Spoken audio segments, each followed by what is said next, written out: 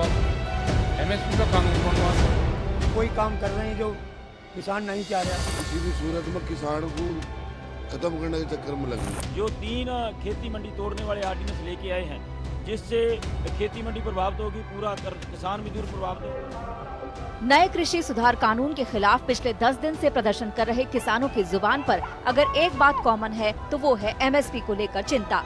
MSP यानी न्यूनतम समर्थन मूल्य। किसानों की मांग है न्यूनतम समर्थन मूल्य से कम कीमत पर खरीद को सरकार अपराध घोषित करे। सरकार एमएसपी पर सरकारी खरीद जारी रहने की लिखित में गारंटी दे।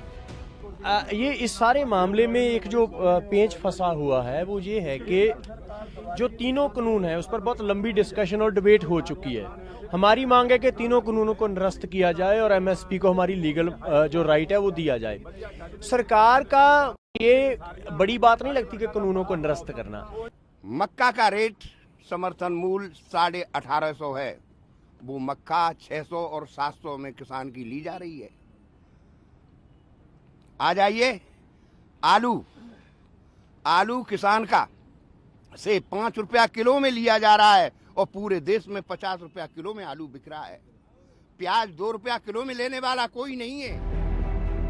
आखिरकार ये एमएसपी है क्या और कैसे तय की जाती है? किसानों के लिए इतना बड़ा मुद्दा क्यों है?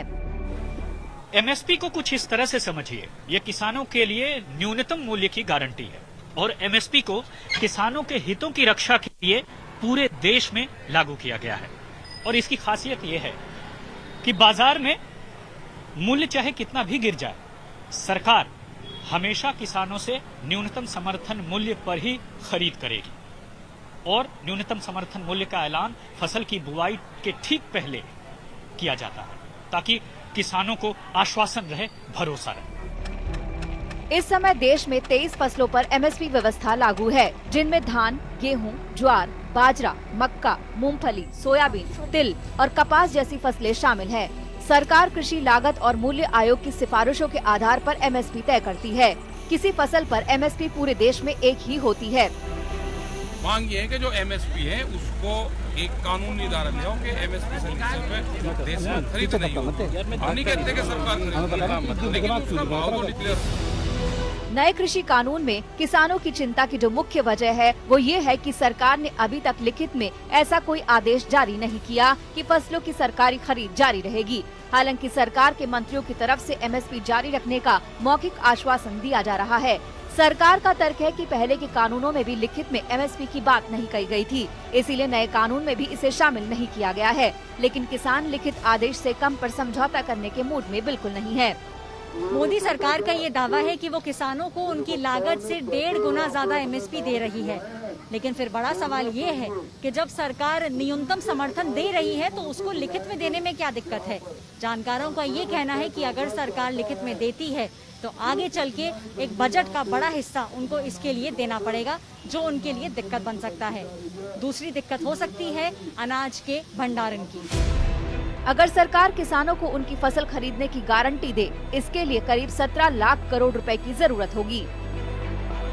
यहाँ एक बड़ा और अहम सवाल ये है कि आखिर जो नए कृषि बिल का विरोध हो रहा है उसका सबसे ज्यादा विरोध पंजाब और हरियाणा के किसान ही क्यों कर रहे हैं?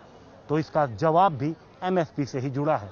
जानकार कहते हैं कि जो सबसे ज्यादा एमएसपी पे खरीद होती है वो इन्हीं राज्यों से होती है और इसीलिए इन्हीं राज्यों को किसानों को सबसे ज्यादा डर लगा है।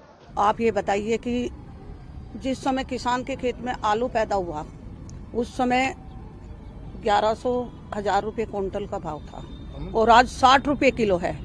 तो आप ये समझ नहीं पा रहे कि कुछ ना कुछ तो गलती की है उन लोगों ने। 60 रुपये किलो आलू क्या हमसे ही दोबारा से वसूला जा रहा है सबसे, और हमने 1000 रुपये क्विंटल बेचा और हमको किस भाव में दे रहे हैं? हम समर्थन मूल्य की मांग करने के लिए यहाँ आए हैं। लेकिन सारे किसान इतने खुश नसीब नहीं है। एक अनुमान के मुताबिक 94% किसानों को एमएसपी नहीं मिलता और वो बाजार पर निर्भर हैं, जबकि आधे से ज्यादा किसानों में न्यूनतम समर्थन मूल्य को लेकर जागरूकता की कमी है।